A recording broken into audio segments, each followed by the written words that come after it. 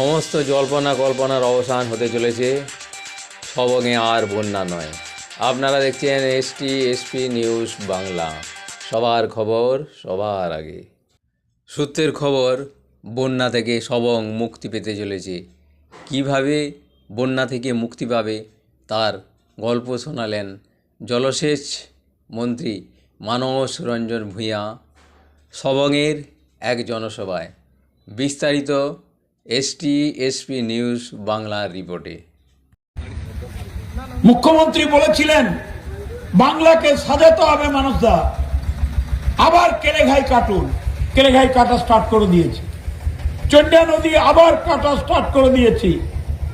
কপালেশ্বরী আবার কাটা হবে। দেবী খাল, গণপথ, 16টা খাল, 619 কিলোমিটার আবার কেটে দেব। সবঙ্গে আর বন্যা করতে দেব না, দেব না, দেব না, দেব না, দেব না। শান্তিতে থাকবেন। কিন্তু উন্নয়নের কাজ করতে গেলে একটি কাজ অত্যন্ত জরুরি, এলাকার শান্তি রক্ষা। দুষ্কৃতকারীদের দূর করতে হবে এলাকা থেকে। যারা বদমাইশি করে, বজ্জাইতি করে,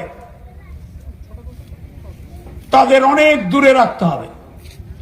যারা ভেমুয়াকে ভালোবাসে, উন্নয়নের কাজের সঙ্গে তাদের যুক্ত করতে হবে। আমি সব দলের নেতৃত্ব, সমস্ত দলের কর্মীদের কাছে আহ্বান করছি, মুখ্যমন্ত্রীর সেবা কার্যে যুক্ত হন। বলুন না, বিজেপির নেতারা 1 কিলোমিটার রাস্তা ভেমুয়ায় করেছেন সবঙ্গে, একটা টিউবওয়েল করে দিয়েছেন সবঙ্গে ভেমুয়ায়, একটা ইলেকট্রিক বাতি করেছেন সবঙ্গে ভেমুয়ায়। বলুন, নতুন স্কুল করেছে বিজেপি সরকার ভেমুয়াতে সবঙ্গে, হাসপাতাল করেছে ভেমুয়াতে সবঙ্গে। তাহলে কেন মুখ্যমন্ত্রীকে গালমন্দ করছেন, মমতা ব্যানার্জিকে? ও বাংলার মা, ও বাংলার দিদি, ও বাংলার বোন, ও আমাদের রক্ষা কর্ত্রী, আমাদের গার্জেন। ওর নাম মমতা ব্যানার্জি। আজকে আবার নোটিশ আসতিছে ইলেকশন কমিশনকে দিয়ে, কি নির্যাতন করছে বিজেপি দেখুন। আমাদের হিয়ারিং হয়ে গেল 1200, আবার 17,000 নোটিশ আসছে। 17,000, 4,000 পিংলায় 5 নম্বর, 10 নম্বর, 9 নম্বরে। সবং বিধানসভায় 21,000 নোটিশ আছে বাবু।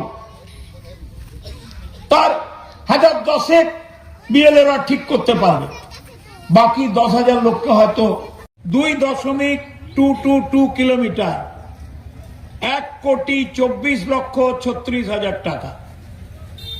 আজকেই কাজ শুরু হয়ে গেল। এই দেখুন, ইঞ্জিনিয়ার সাহেব বসে আছেন, পেছনে আরো ইঞ্জিনিয়াররা বসে আছেন, বিডিও সাহেব, জয়েন্ট বিডিও, পঞ্চায়েত সমিতি, গীতা ভূঁইয়া, বাদল বেরা, রাজীব সিং, গোপাল মাঝি, সব বসে আছে। এটা আপনাদের কাছে উপহার মুখ্যমন্ত্রী। আমরা তার সৈনিক।